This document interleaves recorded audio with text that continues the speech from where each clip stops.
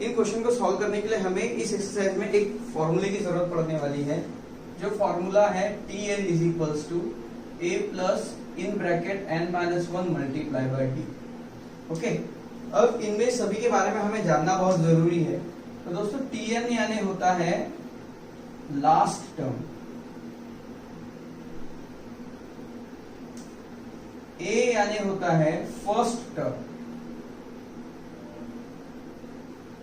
n means होता है number of term, मतलब कितने नंबर की टर्म है। ओके, और d यानी होता है कॉमन डिफरेंस। ओके, अब हमें हर क्वेश्चन में इनमें से किसी न किसी वैल्यू को फाइंड आउट करने के लिए कहा जाएगा। ओके, तो देखते हैं क्वेश्चन सेकंड में क्या कहना है। तो क्वेश्चन सेकंड है decide whether the following sequence is an AP. तो ये जो सीक्वेंस दी है, सबसे पहले हमें ये बताना है कि ये सीक्वेंस एपी है या नहीं। इफ अगर सीक्वेंस एपी है so find 20th term of the progression, मतलब अगर ये टर्म एपी है तो हमें इसकी 20वीं टर्म फाइंड आउट करनी है, और अगर एपी नहीं है तो हमें इस क्वेश्चन को यहीं पर छोड़ देना पड़ेगा। तो आइए इसे सॉल्व करते हैं।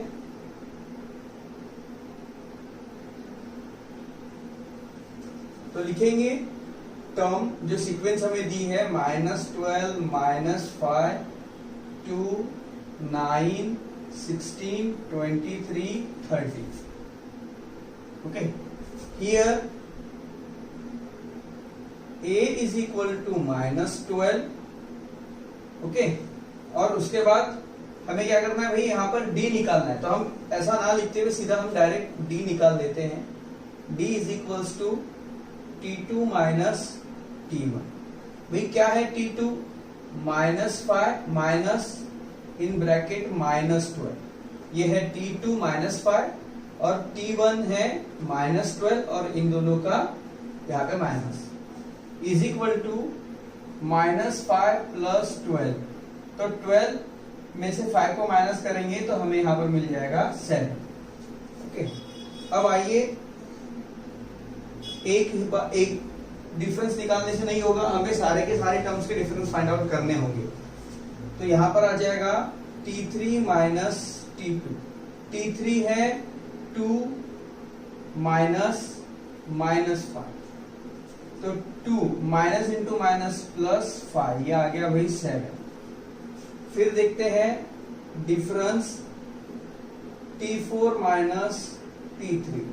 T4 कितना दिया हुआ है? T4 है 9 माइनस 2, क्या आ जाएगा 7। फिर डिफरेंस निकालेंगे T5 माइनस T4। T5 है हमारे पास 16 माइनस 9, ये भी आ जाएगा भाई 7। फिर डिफरेंस देखेंगे T6 माइनस T5। T6 कितना है? 23 माइनस 16, इसका भी डिफरेंस आ जाएगा 7। उसके बाद difference is equals to T7 minus T6 is equals to 30 minus 23 is equal to 7। Okay, तो यहां पर आ जाएगा, लिखेंगे देयरफॉर, यहाँ देयरफॉर नहीं, सिर्फ लिखेंगे here common difference 7 is constant, therefore the given sequence is AP. Okay, आधा क्वेश्चन सॉल्व हुआ है। अभी हमने बता दिया है कि सीक्वेंस जो है ये एपी है। अब हमें क्या करना है, इसकी 20वीं टर्म फाइंड आउट करनी है। तो 20वीं टर्म फाइंड आउट करने के लिए formula Tn is equals to a plus n-1 multiply by d, ये हमारे पास फॉर्मूला है। कौन सी टर्म फाइंड करनी है? 20वीं टर्म, 20 टर्म। तो नंबर ऑफ टर्म 20, तो जहां n होगा वहां हमें 20 लिखना होगा।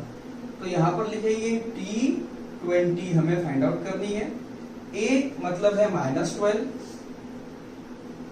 इन ब्रैकेट n 20 माइनस 1 और मल्टीप्लाई बाय d, और d हमारे पास है 7, तो यहां लिख देंगे भाई 7।